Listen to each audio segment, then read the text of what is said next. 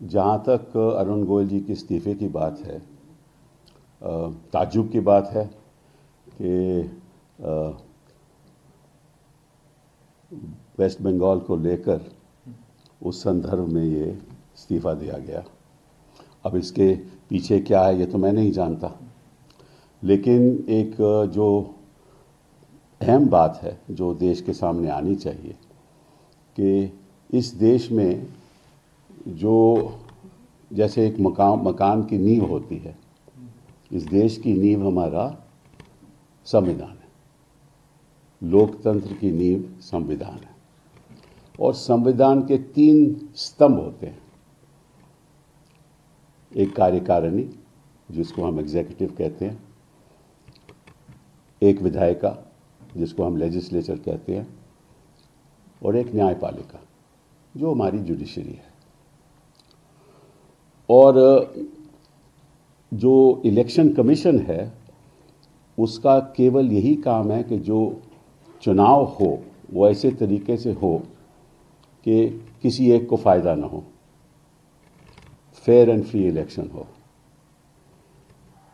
और जिस तरह से चुनाव आयोग पिछले 10 सालों का अगर उनका मैं रवैया देखूं तो ऐसा लगता है कि वो सरकार की एक बाँह है, आम है सरकार की। मैं जो सरकार कहती है वो करते हैं,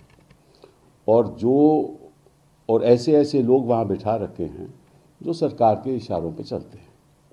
ये मैं नहीं कह रहा, ये जनता का मानना है। और जो हम जनता से, आम आदमी से बात करते हैं, वो जाहिर है कि सभी यही सोचते हैं कि ऐसा क्यों हो रहा है।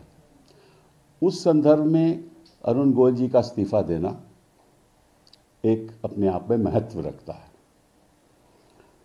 और आपको ये भी जानकारी होनी चाहिए कि जो तीनों स्तंभ हैं जिससे लोकतंत्र मतलब कि जिंदा रहता है, वो तीनों स्तंभ इनके हाथों में है।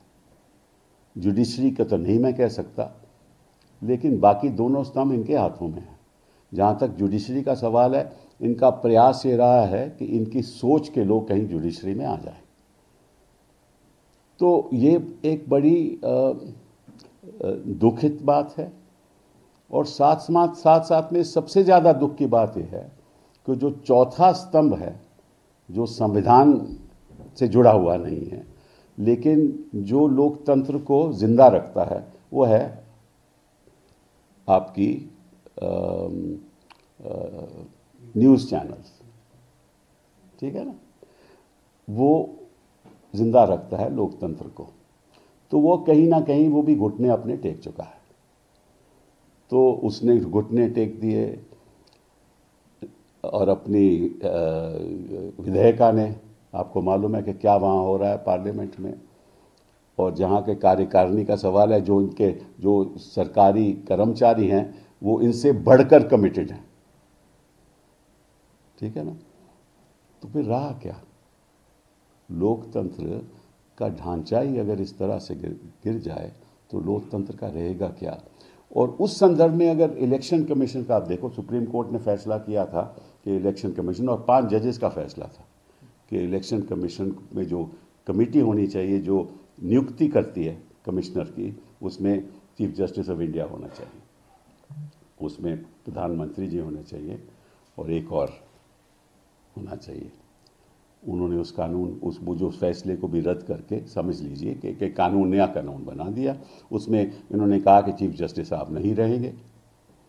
क्यों नहीं रहेंगे? इसीलिए कि अपनी मर्जी से ये नियुक्ति करना चाहते हैं।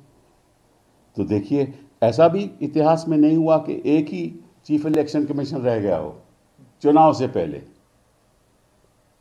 तो भर्ती करो और जो कहो वो करेंगे, ये लक्ष्य है इनका। What could be the reason why Mr. Arun resigned right before Lok Sabha? No, I can't possibly tell you the reason because I don't know the reason. But obviously there must be something quite significant, because it can't be that suddenly for personal reasons you resign because your term is still left. So obviously there must be some element of disagreement, but this is only speculation. I can't possibly, for any, with any sense of responsibility say that look, this is the reason. I don't know.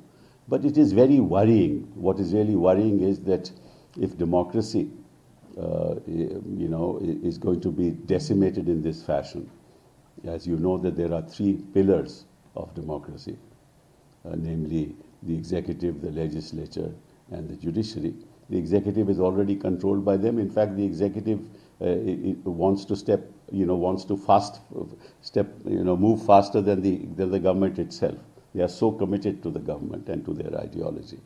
And then you have, of course, legislature, that is parliament, which is, as you know, the functioning of parliament, how people have been expelled, en masse expulsions, you don't allow, you switch off the mics, you don't focus the cameras, and you don't let people speak, and the treasury benches can speak for as long as they like. This kind of concentrated show of power, even within the legislature, is something that is very worrisome. And then, of course, there's the judiciary, where they are trying to, have people who are associated with their line of thinking to enter the judiciary. So these are very worrisome trends. And now, with the Election Commission, which is responsible for free and fair elections, that Election Commission also has been captured. The institution itself has been captured. We've seen their functioning in the last 10 years. The level of independence that was shown by earlier election commissioners, may it be Lingdo, may it be other very, very prominent election commissioners, that seems to have vanished. Now the Election Commission seems to be the arm of the government. They do as the government says, and even decide on polling dates as the government says, and decide also the phases of polling as the government says.